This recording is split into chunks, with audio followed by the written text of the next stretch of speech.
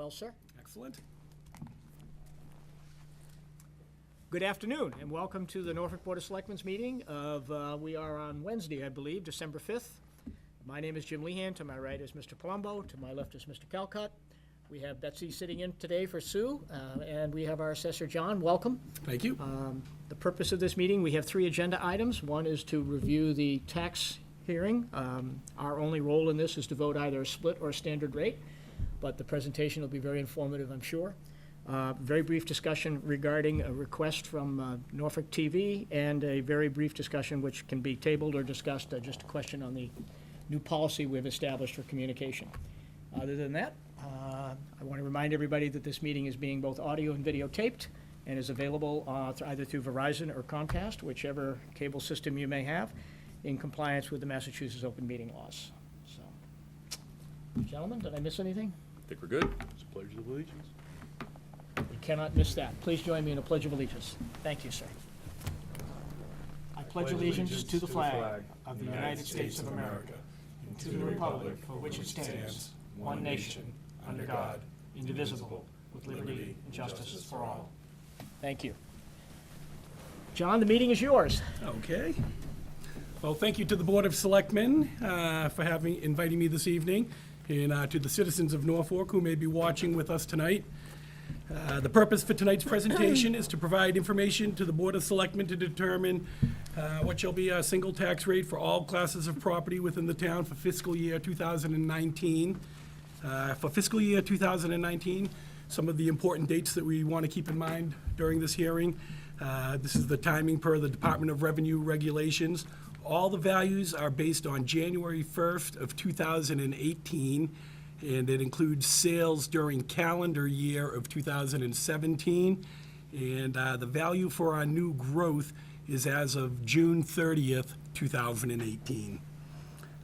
As the Chief Assessor, I am pleased to announce that the Commissioner of Revenue has certified values for fiscal year 2019.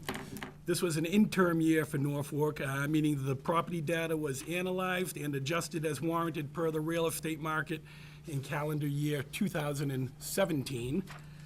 The Commissioner of Revenue has certified that the locally assessed values of real estate, of real and personal property in Norfolk represent the full and fair cash value as of January 1st, 2018 for the fiscal year of 2019.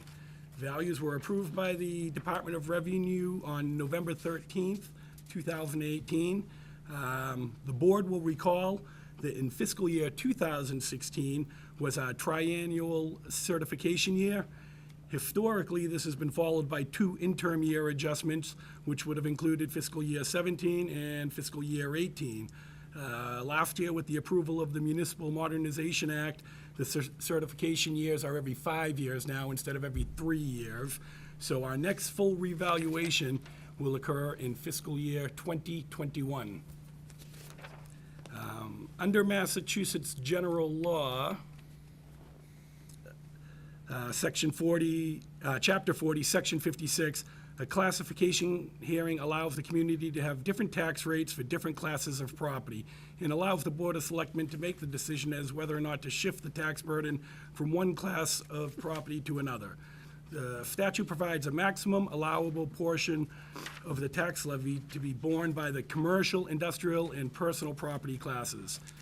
The purpose of this hearing is to determine the percentage share of the tax levy that each class of property will bear, and if the selectmen want to vote to have a split tax rate among the property classes.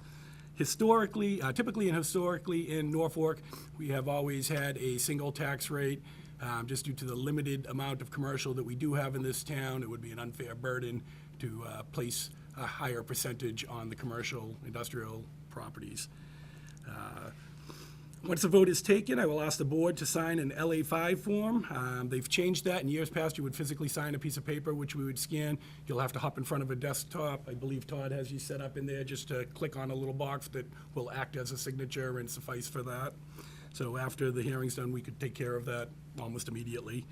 And that's to be submitted into the Division of Local Services through the Gateway program. Before the board can decide if shifting the tax burden is in the best interest of the town, we need to discuss the proposed tax rate and the steps taken to arrive at that figure. Contrary to one school of thought, neither the selectmen nor the assessor can raise or lower the tax rate. Spending is determined and approved by the voting public through town meeting, creating a total amount required to meet the accepted budget. The amount required to be raised through taxation to meet the needs of the approved budget is called the levy. There is a limit to the amount of money that can be levied in any given year, based on the prior year's levy limit, our new growth, and any voted overrides. The first piece of information is what is approved at town meeting. It is the participation of the townspeople at town meeting that determines the level of services desired. These services, such as your schools, fire, police protection, road maintenance, including snow removal, your library, your senior center, and more, all make up the budget. During the past year, 2 town meetings were held, one this past May and one last month in November. The monies approved at those town meetings totaled $44,528,930. At the 2 town meetings held this year, the total budget dollars approved, the total budgeted dollars approved totaled just over $44,500, plus the so-called cherry sheet assessment from the state of Massachusetts. You mean 44 million? 44 million, I am sorry. Yes, it's absolutely 44 million. How is the tax rate set? It is subtracted from the amount of monies obtained from the state for schools, lottery apportionment. These funds total just over $4,733,578 within the total budget. Oh, did I get myself ahead here? Bear with me.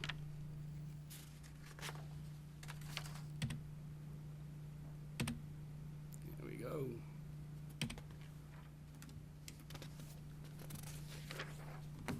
Minus the local receipts. Local receipts are including our motor vehicle excise tax, permit fees such as building permits, and so-called free cash or savings.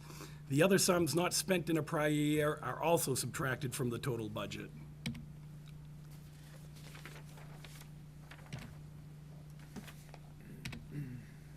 So there is our town budget, the state reimbursement money, and then, as I just was mentioning, minus local receipts.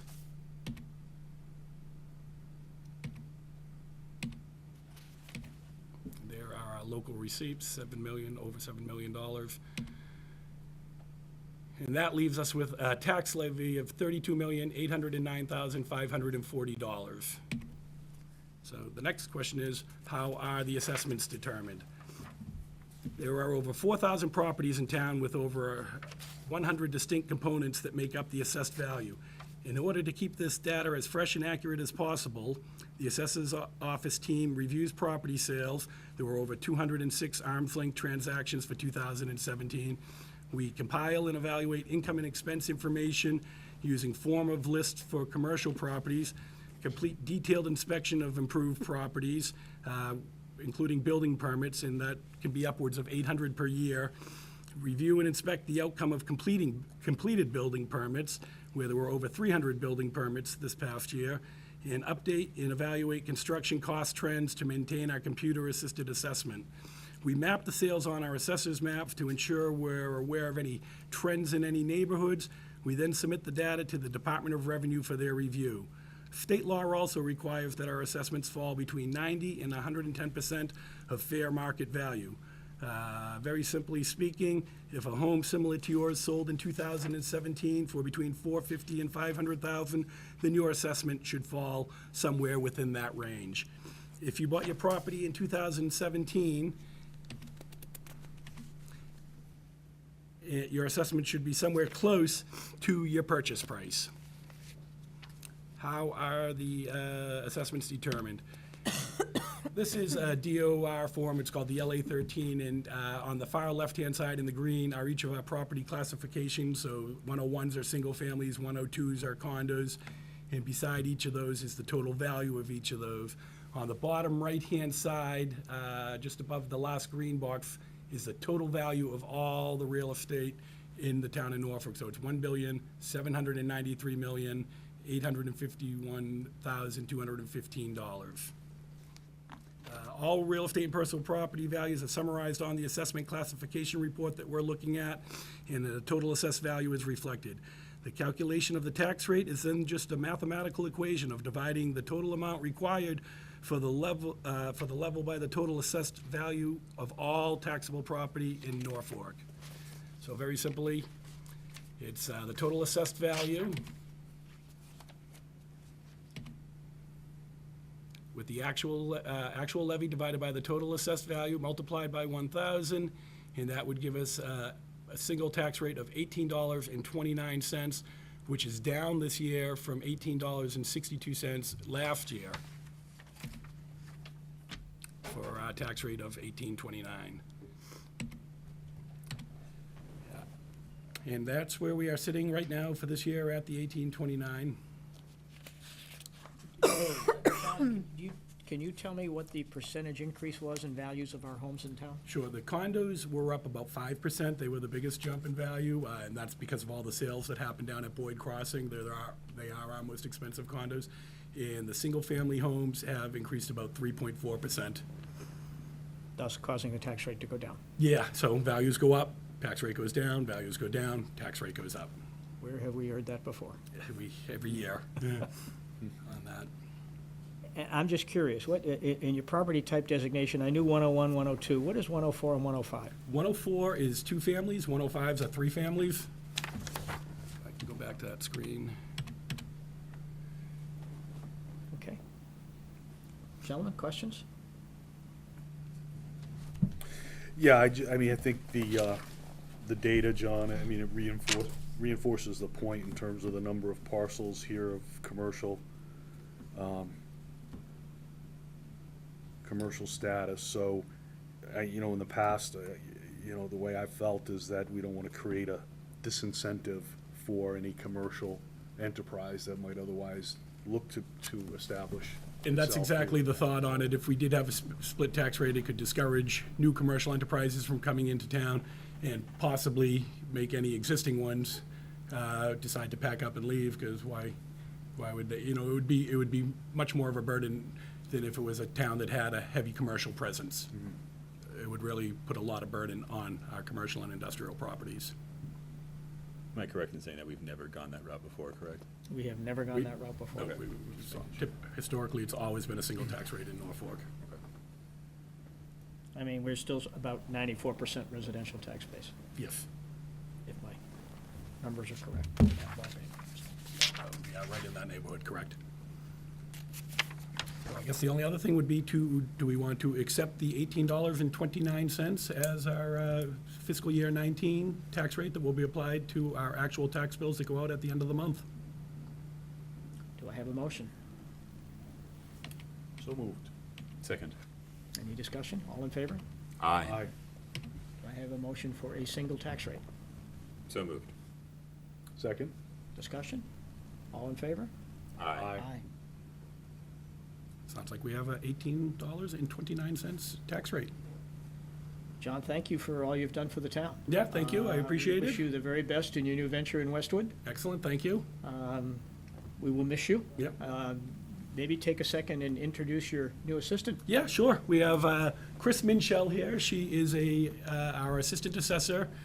She comes to us from the town of Hanover and has been already impacted player on our team. Welcome. Nice to have you on board. Thanks. I didn't drive him up, I swear. Anything else for John, guys? No. We have maybe 10 minutes worth of other business, and then should we meet you in your office to do the signature? Sure, we'll all meet up there. No rush at all. I'll Or see you your up there when office? you're ready. Where are we going? We should go up to Todd's because his signature is going to be required on it too. And, Okay. you know, as long as we get on the form, all of us will have access to it. All right. We shall file up as soon as we close the meeting. All right. John, thank you. You are Thank you very welcome. much. Thank you so And much. when do you start? I started on Monday. I was coming back to finish this up, and I'm off and running. Good luck. There you go. It's a nice town. Yeah, it's very nice. So far, so good. And it's Debbie Robbins, you all know Debbie. She's Yes, over yeah, there, you're a Norfolkian there. Yeah, so you can run, but you can't hide. on that. All right, thank you, gentlemen. Take care. Thanks. Thank you. We have just two other quick pieces of business. We have a request from the NCTV. Katie has shared that the state is considering making some changes to the funding of public television. She's asked us to write a letter of support. Your feelings and comments? Yeah, I mean, I feel that, any tool for communication is a valued asset. And, I think the town over the years has increasingly used NCTV to disseminate information for the community. And certainly, NCTV isn't only communicating government-related information. There's other useful information, so I'm in full agreement and would give the request my full support. Kevin? Absolutely and wholeheartedly agree. And I'll give a third, absolutely wholeheartedly agree. Katie, you and your folks do wonderful work. She is behind the camera here today. You do wonderful work, and you're a great asset to the town. So do I have a motion to provide this letter of endorsement for NCTV? So moved. Second. All in favor? Aye. Aye. We'll get it right out. The third is not something, Kevin did a very, very good job in putting together a communication policy, one that we really did not have. We acted, I think, in good faith in terms of the communications that we deal with. But as we go through it and we start to utilize it, I think we'll find there are opportunities to tweak it to get us to the same place. Absolutely. And we had such an incident in a request. And the way the policy is written, my only concern on this is that I don't want to create a process that is potentially either redundant or creates more work than we need to create. And so what I would ask you to consider on this is, in this instance where Katie wrote an email to all three members of the board, the policy states, as you correctly pointed out, that we would send that communication to the town administrator or assistant, whichever, in this case, it would have been Sue Jacobson, and that she would acknowledge it along with information regarding the open meeting laws and so on. And as I thought about that, I kind of reverted back to what is the intent of the policy. The intent of the policy is to make sure that we do not act independently of each other and that we don't deliberate on an issue that needs to come before the full board. But I don't see a reason why you or I or Jeff could not acknowledge the letter, saying we've received it, forward it on to the town administrator to put on the agenda for the next Board of Selectmen's meeting for us to debate. I don't think we need to get into the open meeting law confirmation. There's no real benefit to that. And I don't want to create a burdensome process. I don't think any of us want to. And this, by the way, is not criticism in any way, shape, or Not form. taking it so, Yeah, it's just, as we experience this, I hope we can sort of fine tune it to accomplish the intent of the article, but not do it in a way that it creates unnecessary work. So I don't see an issue. If tell me what you guys think. I'm trying not to turn my back to you. Yeah, no, I appreciate that. In this example with Katie sending an email to all three, would you be willing to support this? That clearly requires a vote of the board. Right. And so therefore, no one selectman can act independently on that. But I don't see a reason why you couldn't acknowledge. Katie, great, we got it. I'll request that this be put on the agenda and the board will take it under advisement or so. However we wanted to word that. That, to me, complies with the article. And then Yep. send it to whoever it might be, Sue or the town administrator, and make sure that all of us are aware of that. Am I missing something on this? The only reason, and let me tell you where my mind was when I included that in the policy, was, while Katie is well-versed in the Yeah. process and procedure necessary to have these things reviewed, some people might not be, and some people might send something off to an individual member of the board or the board as a whole, expecting us to respond directly to that message or expecting an immediate kind of clarification or immediate answer. So I thought that by having it flow through a single point of contact with a standard response that outlines why it's being responded to in this manner, might help clear that up and standardize something, not make it so variable. Yeah, But I understand. wholeheartedly agree that in this instance, yes, that is overkill, and I don't think it really was the intent of the policy as a whole, so. no, I agree. Well, maybe there's a way we can each kind of think about how we can tweak it that causes the situation where there is that lack of knowledge, if you will. And how we might agree on the wording of a response that would could become the policy, saying, thank you for your note, this requires a board deliberation. I will see that, I will request that this be put on the agenda and the board will take it under advisement, something like that. So long as you're right, you hit the nail on the I'm head. tr- I'm If we trying to standardize enable, the I'm trying to response- enable you to be able to respond to it Right. in a way that it covers the policy but not create a duplicate process. Yep. That's all I'm trying to do. Nope, and makes perfect sense. That's all. So, if you can think of any wording, or we can take a shot at it, and just tweak it to that regard, because you're 100% right in what the intent is, right on the money. I'm very appreciative of you having done that. And like every policy, once we start to use it, we'll figure out how best to manage it. It's just we have such limited staff upstairs.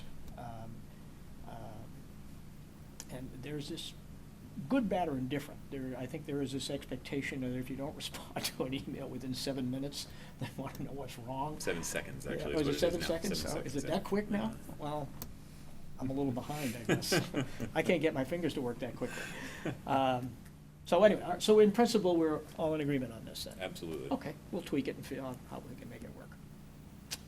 I didn't have any other agenda items. We do have a meeting next Tuesday, and we have another meeting on the 17th, which will be an executive session with town council. Anything else, guys? Nope. I think things went well today. You sat in. Absolutely. I think our town is doing very well. For folks at home, the screening committee, or search committee, depending on your preference, is meeting this evening to review, I think they said over 40 resumes, which is outstanding.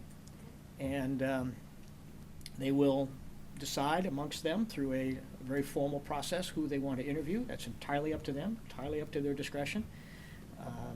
I think they will make the majority, if not all, of those decisions this evening. At least I think that's the intent. Whether they'll get consensus or not remains to be seen.